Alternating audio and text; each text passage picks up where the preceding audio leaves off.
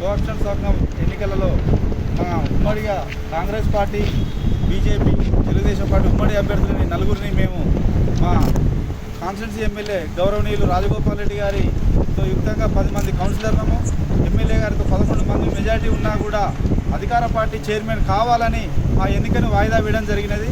ఇదే విషయంలో మేము 11 మంది చైర్మన్, వైస్ చైర్మన్ సభకు రానందున, సమయానికి రానందున మా 11 మందిలో సీనియర్ కౌన్సిలర్ అయినటువంటి ఆల నాగరాజు గారిని మేము సభాధ్యక్షునిగా ఎన్నుకొని 11 మందిని కలిసి 4 అభ్యర్థులను ఏకగ్రీవంగా ఎన్నుకోవడం జరిగినది. ఆ ఎన్నుకున్న తర్వాత కూడా చైర్మన్ గారు 2 గంటలు ఆలస్యంగా వచ్చి మేము సంతకాలు చేసిన పేపర్ను చించివేసి ఎన్నికను వాయిదా వేస్తున్నట్టు, సమావేశాన్ని వాయిదా వేస్తున్నట్టు మినిట్స్ బుక్లో రాసి బయటికి వెళ్ళడం జరిగినది.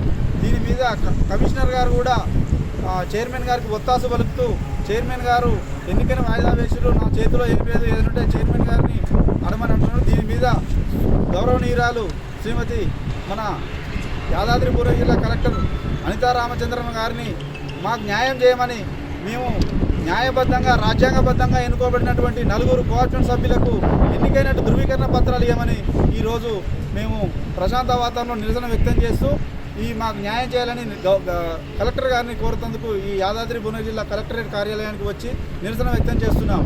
కాబట్టి మేము 11 మంది ఏకగ్రీవంగా ఎన్నుకున్న 4 సభ్యులకు వెంటనే ధృవీకరణ పత్రాలు అందజేయాలని ఈ సందర్భంగా కలెక్టర్ గారిని కోరుతున్నాం.